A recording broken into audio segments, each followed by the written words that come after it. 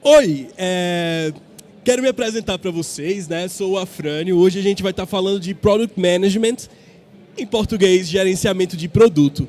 Aqui eu vou estar mostrando para vocês mais a minha experiência com produtos digitais. No fim das contas, a gente consegue aplicar isso que eu vou falar em uma gama diversa de produtos, mas aqui a gente vai estar focando no front-end, back-end, do início ao fim, e como entregar uma experiência boa de produtos digitais.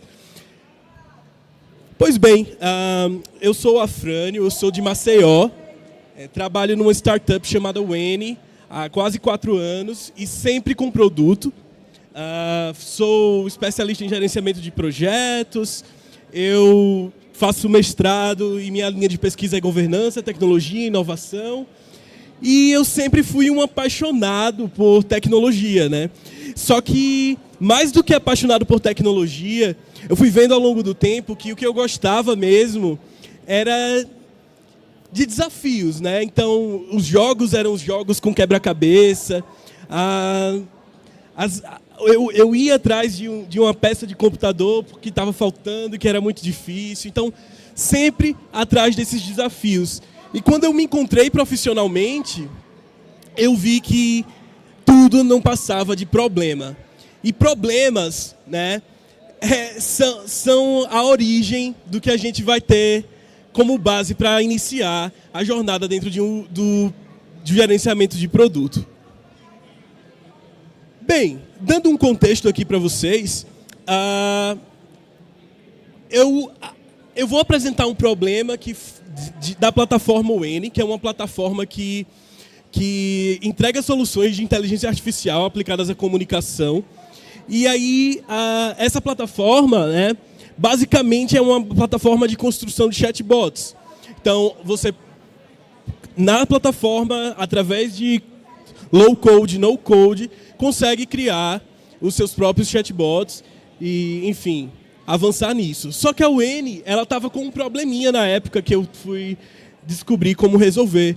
E esse problema era como melhorar o atendimento humano na Weni plataforma, né? Então, o chatbot é justamente aquela parte robótica que vai fazer tudo para você de maneira programada. Só que hoje, nós ainda precisamos de seres humanos para lidar com nossos clientes, né? Então, na época que a gente se deparou com esse problema, a gente tinha diversas coisas que transformavam o atendimento humano atual da plataforma num atendimento humano ruim.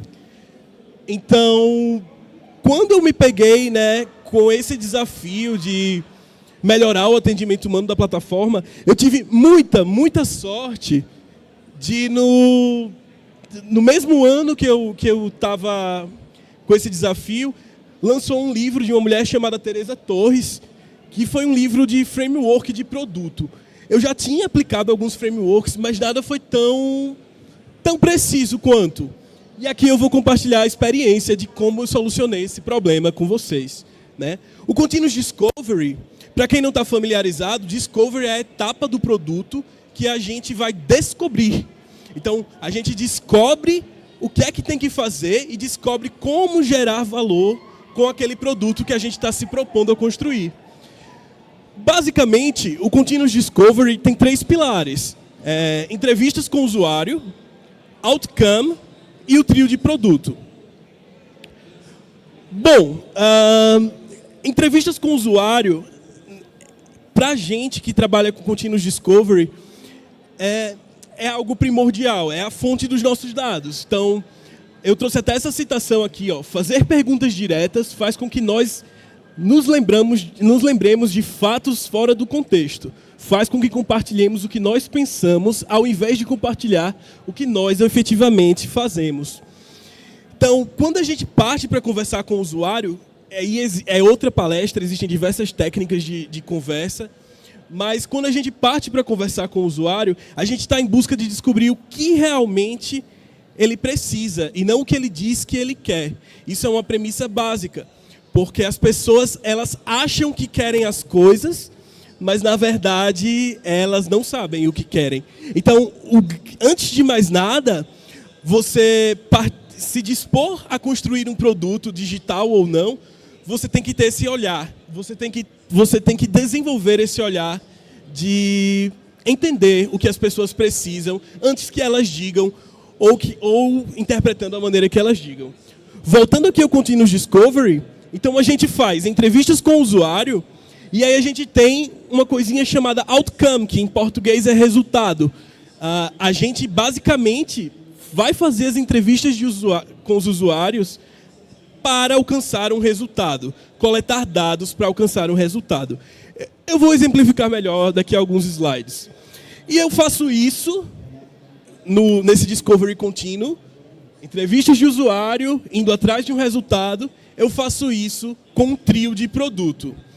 No caso da tecnologia, por que um trio de produto? A gente tem um trio porque é uma pessoa que pensa em negócios, uma pessoa que pensa em design e uma pessoa que pensa em engenharia. Pensem só, uma pessoa que só pensa em negócios não vai ter todas as nuances do quão difícil é fazer um produto acontecer em termos de software.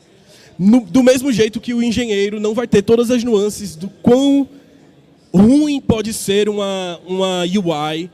Então, a gente costuma trabalhar com esse trio de produto para que a gente comece a tirar os vieses, né, e as limitações de cada um.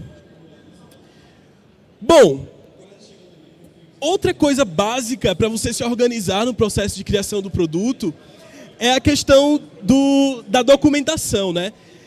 No Continuous Discovery, a gente passa a fazer entrevistas semanalmente. É um ponto de contato. Eu estou sempre tendo contato com as pessoas que eu quero vender, ou seja, meus usuários.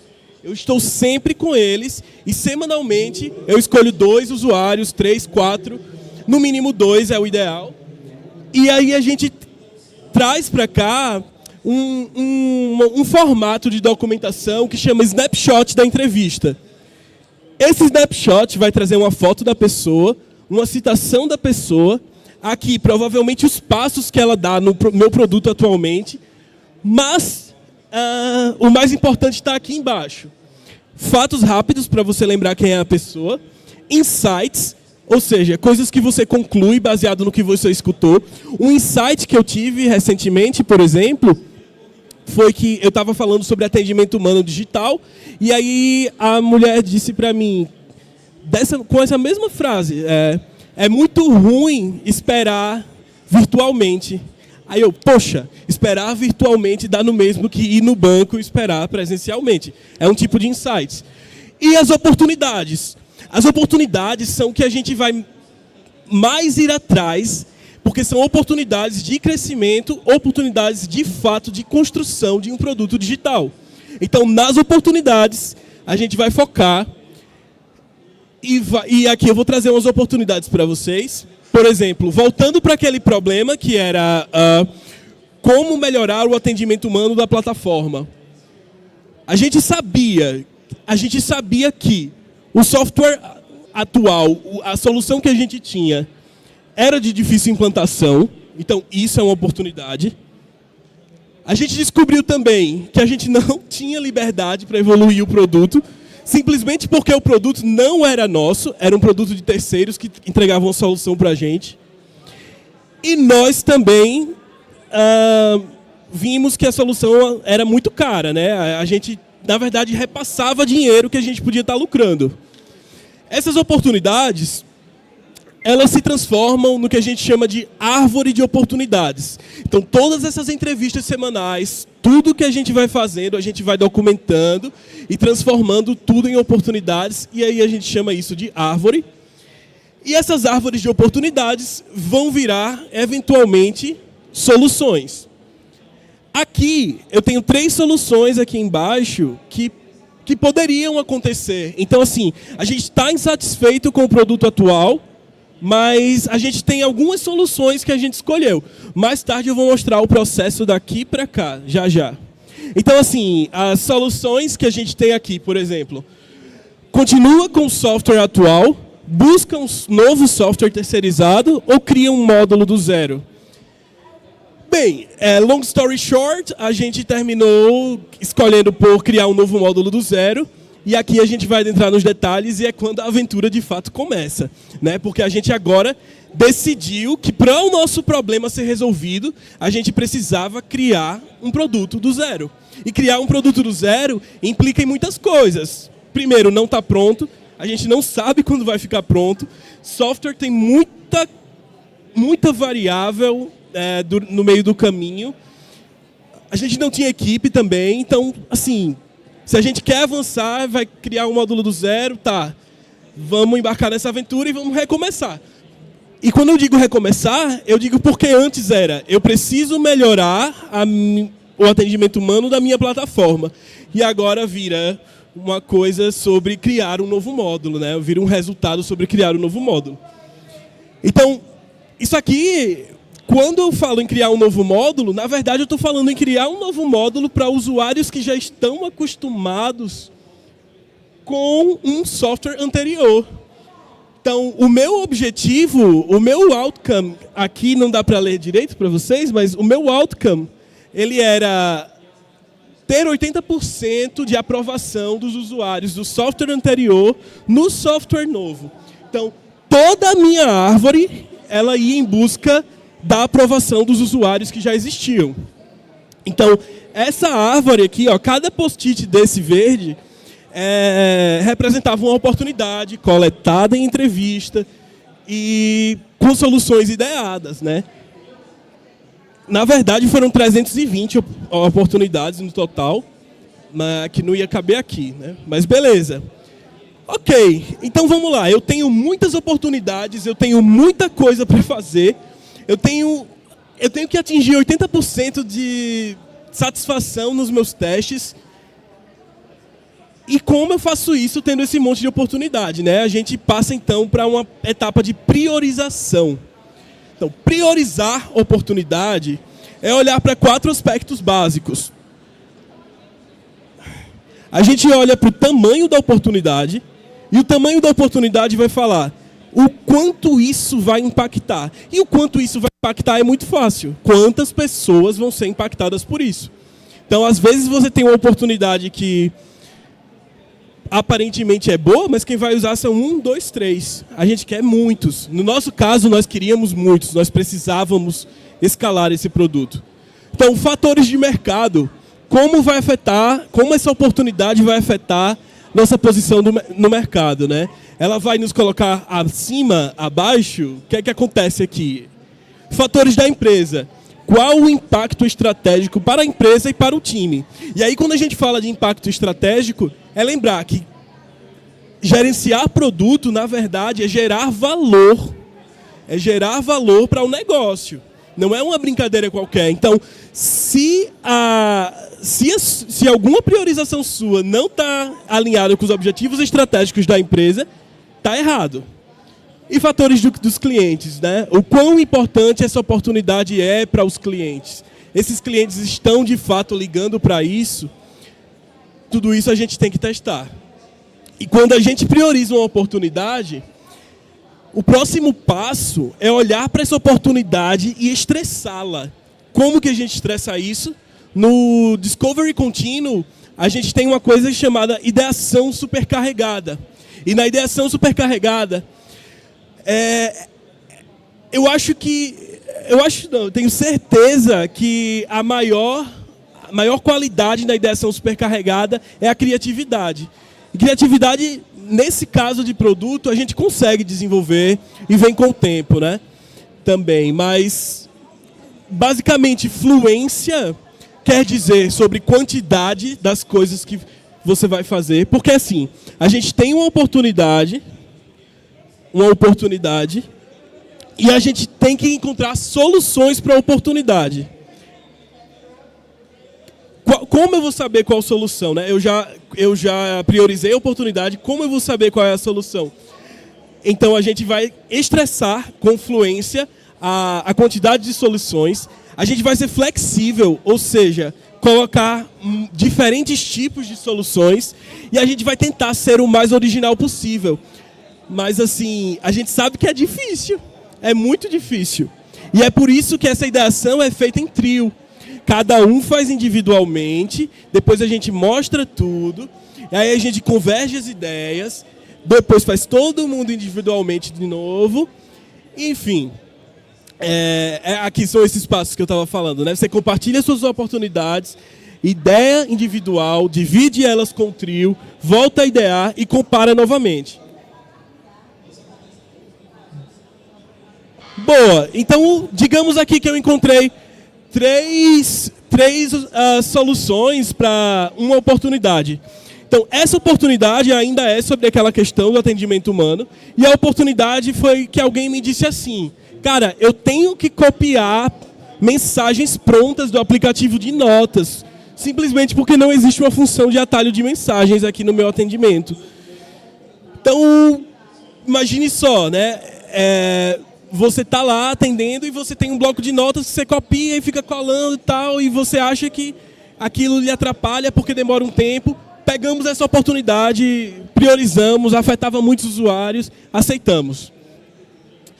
Com o trio de produto, a gente terminou ideando 3 soluções, escolhendo 3 soluções, e aqui a gente vai ter sugerir o uso de uma extensão no Google Chrome, criar um plugin para a pessoa para resolver rápido e criar a feature mensagens rápidas. Aí quando a gente pensa criar a feature mensagens rápidas, a gente pensa no quê? Na usabilidade que essa feature vai existir. E quando eu digo feature, é funcionalidade, né? A funcionalidade do produto. Se eu coloco aqui, ó, uma extensão no Chrome, eu estou presumindo que a pessoa sabe o que é extensão, que a pessoa sabe instalar a extensão, né? Além da usabilidade da extensão em si. Do mesmo jeito para o plugin.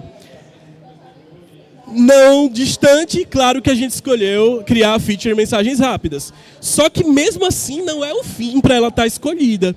Porque a gente tem que validar algumas coisas sobre ela. Então, outro tipo de documentação que é muito usado e que faz parte do dia a dia de produto é o mapa de experiência. Nós pensamos em uma solução, queremos implementá-la no produto, mas a gente não tem nada, a gente não tem design, a gente não tem nada. Então, a gente, quando pensou aqui na solução de criar uma nova feature chamada mensagens rápidas, aí a gente imaginou ela assim. O operador, que é o usuário, o que é que ele faz? Ele clica no botão mensagens rápidas. O que é que o nosso software faz? Apresenta um sidebar com mensagens rápidas. O que é que o operador faz? Escolhe a mensagem rápida, clica na mensagem desejada. O nosso software insere o conteúdo da mensagem rápida na caixa de texto, né? E o operador clica em enviar, nosso software envia. Bem dizendo, essa feature realmente existiu, isso é uma documentação real, mas ela está muito diferente hoje, né? Hoje ela tem atalhos com texto, hoje ela tem inteligência artificial escrevendo para ela mesma, para a pessoa. Virou muito mais complexo do que isso, mas começou assim. E quando a gente faz esse mapa de experiência, a gente faz ele para diminuir as nossas dúvidas, por mais que a gente tenha certeza. Porque a certeza, ela veio da onde, né? Ela veio do nosso interior, mas a certeza tem que vir de dados. E outra coisa importante é que nem todos os dados precisam ser dados numerais. Eles podem ser dados subjetivos, né? Então, por exemplo, quando a gente pega aqui o mapa de experiência, o próximo passo é fazer suposições. Então, a gente começa a supor coisas sobre o mapa de experiência. A gente olha para aquela solução e supõe coisas das mais variadas formas. Aqui a gente tem 6, mas o normal de suposições num mapa de experiência é 45. Beleza, então aqui a gente vai ter assim, eu suponho que é fácil de usar, eu suponho que a gente consegue construir, muitos usuários querem, não existem danos éticos, inclusive sobre danos éticos, são as coisas mais difíceis de supor, porque às vezes você descobre que algo ofende alguém e você não sabe, e é muito complicado quando você só descobre depois. Mas, enfim, a gente acreditava e supunha que ia salvar o tempo dos usuários e botou uma aqui negativa. Talvez isso confunda o usuário. Ok, e como é que a gente transforma suposições em validações reais? Teste de usabilidade, testes clássicos de usabilidade. Você pode utilizar o Figma, você pode utilizar qualquer tipo de protótipo, na verdade. Quanto mais próximo da realidade ou do seu design system, melhor. Essa, inclusive, foi uma das primeiras telas que a gente fez tipo em meia hora, a tela do programa. Então, por exemplo, existia aqui o botão mensagens rápidas, aqui uma lista de mensagens, você ia lá, clicava, a mensagem ia. Né? E a gente, a partir desses testes, que tem que ser constantes também, para validar cada etapa do seu produto, a partir desses testes a gente consegue descobrir o que é real e o que não é sobre as nossas suposições. Então vejam só, no balanço aqui dessas suposições, só deu coisa positiva, né? Claro que aqui não está completo, mas no balanço e comparando com as outras soluções das outras suposições, só deu positivo. Então é sim fácil de usar, nós sim conseguimos construir, muitos usuários querem, isso é verdade, não existem danos éticos identificados até o momento, vai salvar o tempo dos usuários de verdade e não vai confundir. Na verdade, as pessoas souberam usar o nosso protótipo. Dito isso, essa é uma solução escolhida. E aí, ela sendo uma solução escolhida, a gente conclui um protótipo em alta, testa novamente o protótipo em alta para ver se não falta nada. E aí agora é mandar para a esteira de desenvolvimento mesmo. Fazer front-end, fazer back-end, testar, né? Se não deu certo, volta para o front, volta para o back, quer que não deu certo. Testou, está aprovado, alinhar com o marketing. Como isso vai ser lançado? Isso precisa ser lançado, isso vai ser lançado como em lançamento. E aí no lançamento de cada feature dessa, é ideal que se comunique, né? Se comunique as partes interessadas, e aí marketing está para ajudar nisso. Mas mais do que isso, se a sua empresa tem implantação, se a sua empresa tem pessoas que vão colocar aquilo para outros usarem, né? É muito bom ser comunicável. E o processo de construção também pode ser comunicável. Bem, esse processo foi se repetindo, e eu comecei aqui falando, né, sobre um problema que a gente não tinha uma solução de atendimento humano. Né? A gente não tinha uma solução de atendimento humano que nos provia negócio, era ruim. Então aí a minha solução foi criar um módulo do zero, eu peguei aqui algumas oportunidades até que eu cheguei no MVP. O MVP que é o mínimo produto viável, né? E a gente viu assim, o que é que dá para lançar urgente, que vai pegar alguns dos nossos usuários, né, e fazer eles começarem a usar agora. Então foram essas 5 features: mensagens rápidas, histórico do contato, exibição de dados, envio de mídia e fila de espera, num software de atendimento humano. Bem, a gente lança desse jeito, né? Só que quando a gente lança não acaba, né? Não acaba. A diferença, inclusive, de um produto para um projeto é que produto não tem fim. Projeto necessariamente tem fim. Projeto, inclusive isso está no PMI, né? Projeto tem início e fim. Produto não. Produto ele vai evoluindo. E quando a gente lança, a gente tem que ficar ligado em muitas outras coisas, fazendo análise de tendências, e esse é um ciclo.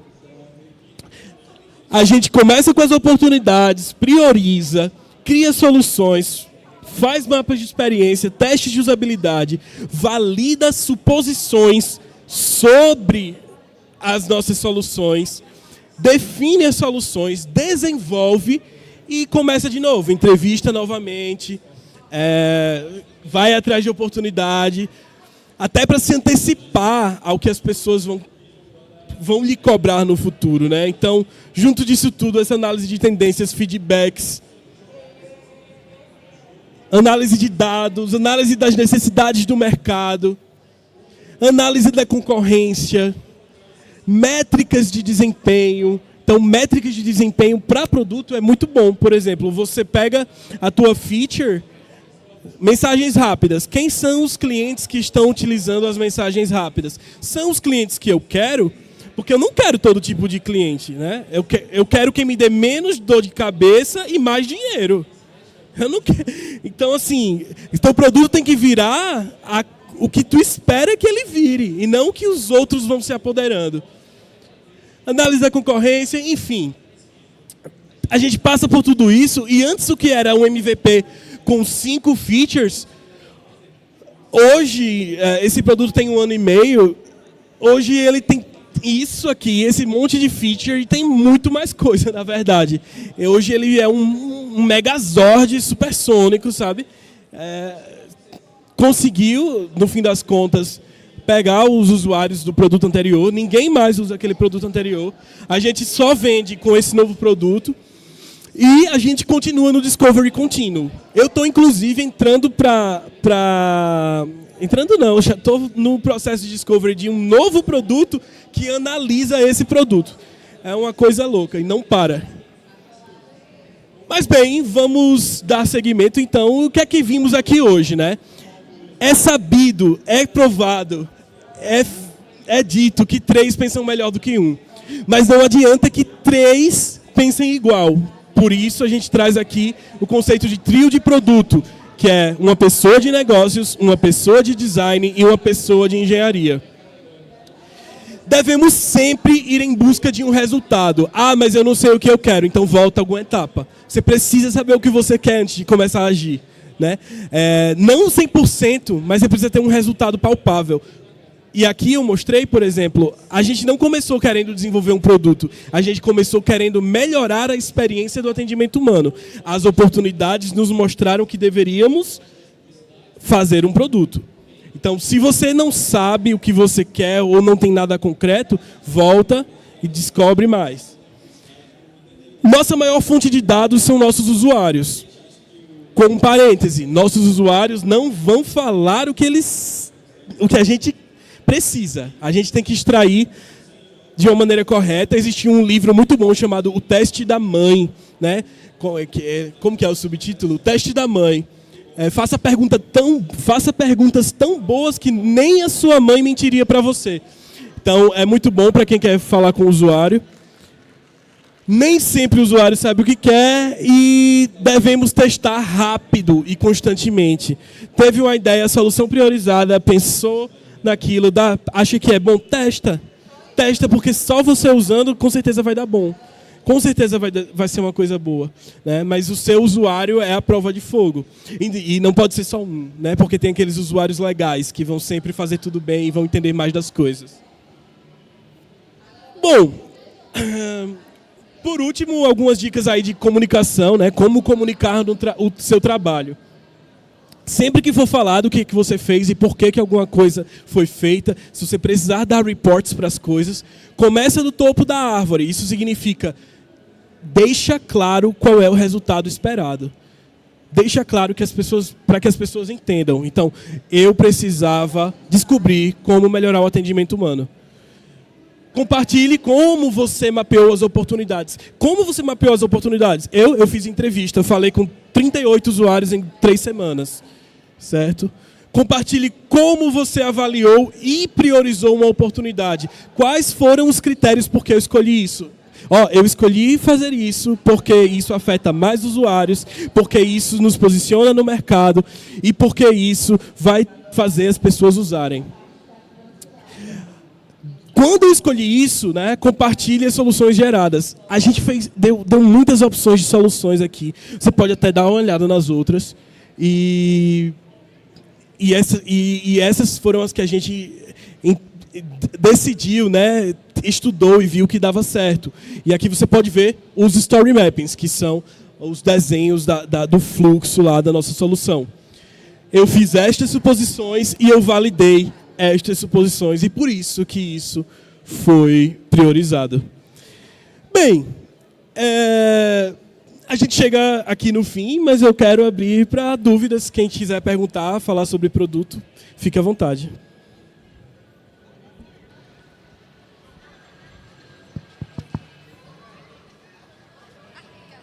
Você mencionou o Figma. Existem outros, tipo Optimize, etc., né? Eu não ouvi. Você mencionou o Figma. Eu ainda não usei o Figma, mas eu tenho ouvido bastante, está salvo em várias pastas aleatórias. Mas eu acho que no mesmo propósito existe o Optimizely e outros. Eu queria que você falasse sobre essa fase e esse, não sei se é aplicativo ou API, como é que ele é denominado dentro desse sistema de desenvolvimento de produto. Bom, o Figma, qualquer aplicativo de desenho, né? O Figma é uma aplicação de desenho. Qualquer aplicação de desenho pode ser usada, isso é de fato, mas ele exerce um papel maravilhoso, um papel assim primordial, porque antes de você construir alguma coisa, você precisa validar, né? Como foi dito. E eu valido como? Eu valido fazendo o usuário usar antes que esteja pronto. E isso só com protótipos. Então, o Figma hoje é uma opção muito boa, porque o Figma, além de eu desenhar, eu consigo linkar e criar protótipos navegáveis. Então, antes daquilo ali estar pronto, né? Antes de estar pronto, eu fiz, no mínimo, 130 protótipos no Figma. Eu não, na minha equipe. 130 protótipos no Figma, testando com o usuário e testando diferentes flows, né? Essa tela vai para essa, não, depois essa vai para essa. E vai testando e vendo os resultados. E sim, eu acho o Figma melhor hoje, até porque roda em computadores ruins também. Então, tem muitas vantagens, né? Roda na web.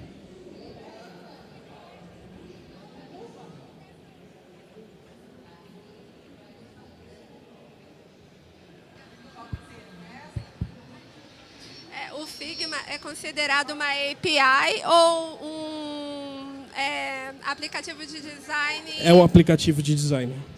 Mas é de design de software. Ele é muito utilizado em design de software, mas você pode desenhar muita coisa no Figma.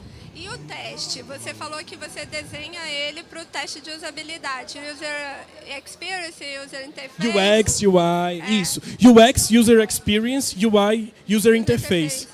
Né? Interface. E ele tem conectividade para os testes diretos, porque o Optimize ele é da Google, né? Agora que separou. E ele já era meio que a convergência de todo o sistema já rodava no Optimize. O Figma também roda direto? O Figma, você cria o protótipo e você manda o link para o cliente e ele testa seu protótipo. É como se você dissesse assim, eu vou dar play no protótipo. Então todas as suas telas e tudo que está linkado um no outro vão para uma outra página e você consegue mandar esse link e fazer testes. É muito bom. É porque existem testes multivariados, né? Isso. Nesse caso aqui eu estou falando de teste de interface para validar features. E é multivariado, que você falou que foram 150 testes. Isso. Mas a gente pode fazer outros tipos de testes sem Figma, né? Também. A gente pode fazer teste AB, fake door. Fake door é, por exemplo, vamos ver se essa feature vai, de fato, ser utilizada. Aí a gente bota um botão que diz assim, acesse o dashboard, só que aquilo ali não existe. Aí a gente vê, de 100% dos usuários, quantos usuários clicaram atrás daquela funcionalidade. Isso é fake door. Quando você não existe, mas você bota lá para ver quem é que vai clicar. A última questão é sobre o custo de testes, né? Porque eu acho que existem ferramentas que pode se testar de forma gratuita e outros têm que pagar para que gere, como é que é o nome? Lead para teste? Para o quê? Lead para o teste? É. Então, eu estou perguntando se você tem um custo de teste sempre ou se você consegue usar alguma ferramenta que não tenha esse custo. O Optimize, ele, por exemplo, eu acho que tem uma fase de teste gratuita. Ah, bom, eu sei que o Figma, muita gente consegue ele gratuito, né? Com contas de estudante também, mas o Figma não é caro, tá? O Optimize eu nunca cheguei a usar, não, eu sempre fui do Figma mesmo. Alguma pergunta? Então, obrigado, pessoal. Boa tarde a vocês e bom evento. Valeu.